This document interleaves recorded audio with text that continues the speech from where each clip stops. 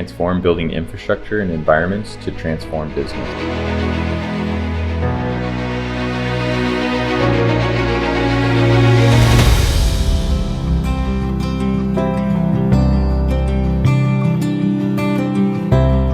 Hello and welcome to our energy series. Today we're going to be going over a case study for an Energy Star project that we completed back in 2018.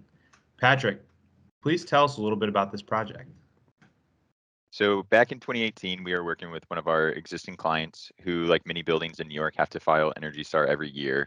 And they have just kind of been going through the motions for a number of years where they've been renewing every year, but they haven't gone back and done a full audit of all their inputs, readjusted square footages or things like that to see if any of those will change or impact their Energy Star score. So we were brought on board to do that audit for them. Patrick, that sounds pretty interesting. What type of audit, when you came into the building, what type of systems were you looking at? Was it strictly MEP or were you looking at the building as a whole? We were looking at the building as a whole just to really take a closer look at the balance of inputs for Energy Star. So we were looking at things like lighting systems and general office type use, but we weren't going into too many specifics like architectural or mechanical, electrical, or plumbing systems. So Patrick, these Energy Star audits, is that for the building and the landlord, or could it be the tenant? Does the tenant have to complete an Energy Star audit? A tenant wouldn't have to, as usually for Energy Star, you're filing for your building as a whole entity. You're not filing as a tenant suite inside of a building. So this would be more for landlords or property management companies. And is this something that has to be completed every year?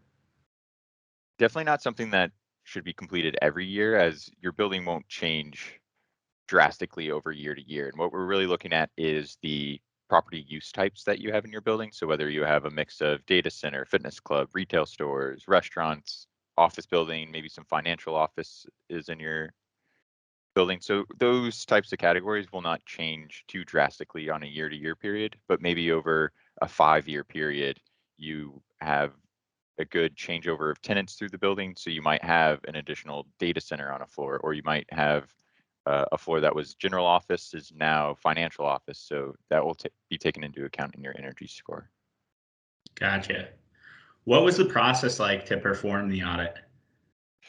We did a lot of data collection based on the latest floor plans. So the particular building we were working on, we've been base building engineers for about 5 years. So we had a lot of the info, but we still went back through and audited the existing floor plans that we had on, made sure they were still the tenants, walked the floors to make sure floor plans still matched what we had in our records. Patrick, after completing the Energy Star audit, how did the building improve and what was the outcome? So before this audit, the building did have a score decrease due to an Energy Star recalculation process that they were doing. So it was part of the initiative that kicked us off into doing this audit of their details. And after we were complete with our audit, updated all the information in their portfolio manager, they had a score increase of about 8 points, which is a pretty substantial improvement because they were able to jump up in letter grades. Is this something that anybody could do, or is there a requirement or a certification that's required to submit Energy Star? For Energy Star, on your annual renewal, it does require sign off by a design professional. So typically that is done by us, a professional engineering organization.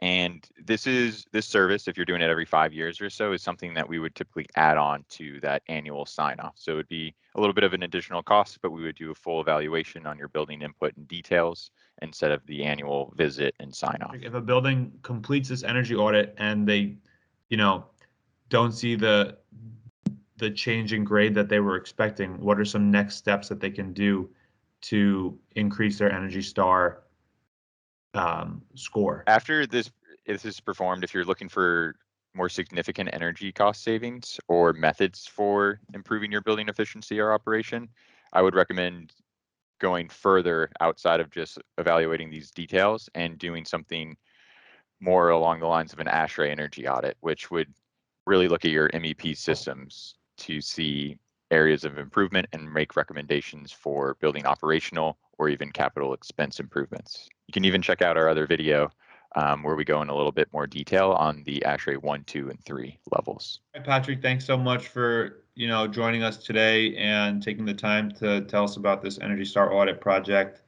We really appreciate your input. And for all of you in New York who need an Energy Star auditor, reach out to WB.